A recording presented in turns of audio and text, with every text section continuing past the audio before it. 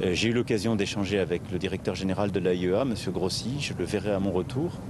Et je pense que c'est un des risques principaux pour la région et la communauté internationale. C'est pourquoi il nous faut garder le contact, ce que j'ai veillé faire pendant tous ces jours et ces semaines. Et il nous faut absolument éviter que l'Iran n'aille sur ce chemin, qui serait un chemin irresponsable, à la fois pour la sécurité régionale, pour la prolifération nucléaire internationale, mais également pour les dirigeants eux-mêmes. Donc je pense qu'il y a un autre chemin possible, mais ce que vous évoquez est un véritable risque. Est-ce que le fait que votre ministre des Affaires étrangères a évoqué, votre ministre des Affaires étrangères hier a estimé que l'Iran était une menace existentielle pour la France, est-ce que vous reprendriez ces mots? Est-ce que si c'est le cas, la diplomatie à un moment donné peut ne plus suffire?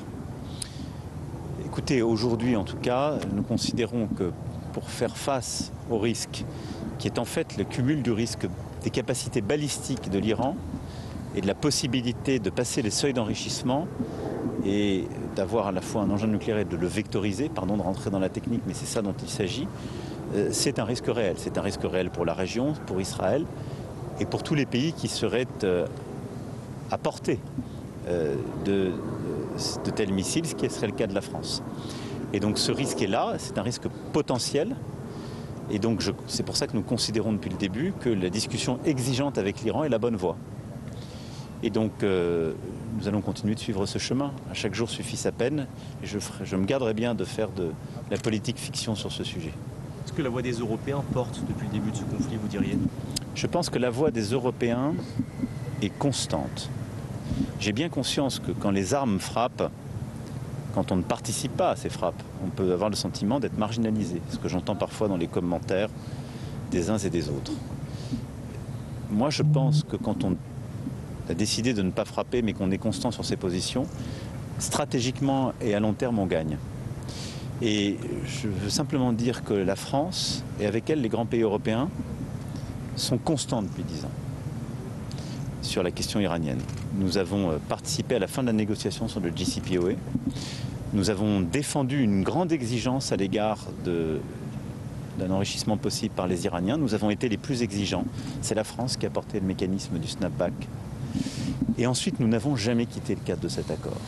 Et quand d'autres ont changé, l'ont fragilisé, nous n'avons jamais cédé. Je rappelle qu'ensuite, en 2018-2019, c'est la France qui s'est activée pour reprendre une discussion qui puisse toucher la question du balistique et des activités régionales et réengager un dialogue direct entre l'Iran et les États-Unis. Et c'est la France qui reste fidèle à ce cadre et à son exigence.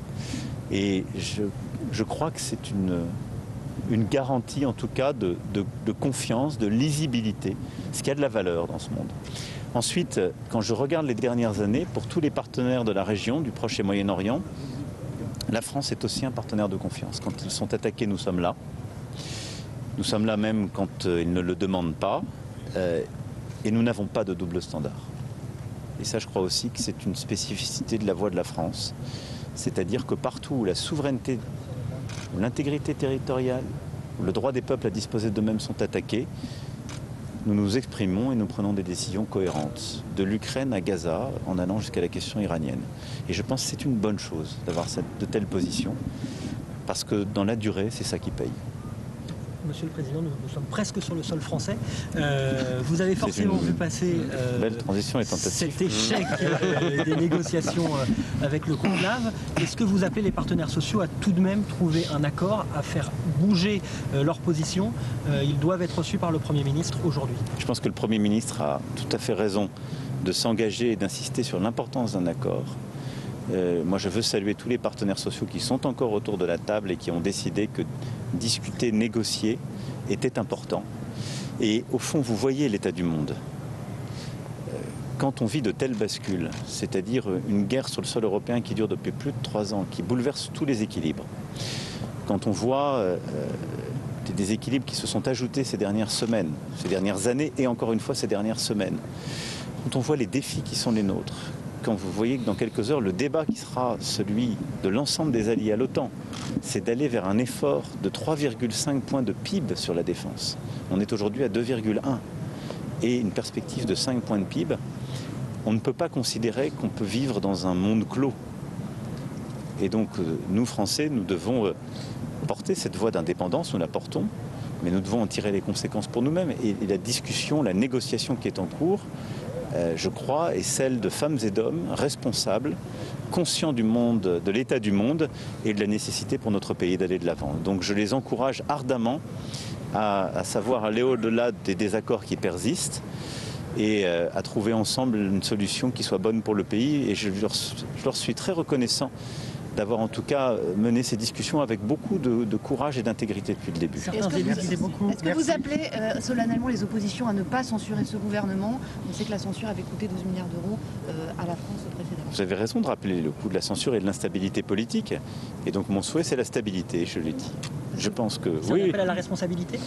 Oui, mais il faut le faire de manière la plus cohérente qui soit. Donc oui, c'est un appel à chacun à regarder l'état du monde et à rester stable, à avancer ensemble et à trouver des bonnes solutions pour le pays. Il nous faut de la stabilité ambitieuse, de la stabilité institutionnelle et de l'ambition, c'est-à-dire la stabilité ne doit pas nous coûter l'immobilisme. Nous devons avancer, nous devons continuer de mener les réformes pour le pays, pour continuer d'améliorer la création d'emplois, l'industrialisation, une plus grande force productive, qui est le seul moyen de continuer de financer un modèle social qu'on doit moderniser, rendre plus efficace, et de financer nos efforts à la fois militaires et stratégiques, et de décarbonation de notre économie. Ça passe par un gouvernement qui reste en place le plus longtemps possible. Ça passe par, en effet, de continuer à avancer et à trouver les bons accords et à apporter des lois ambitieuses. Merci.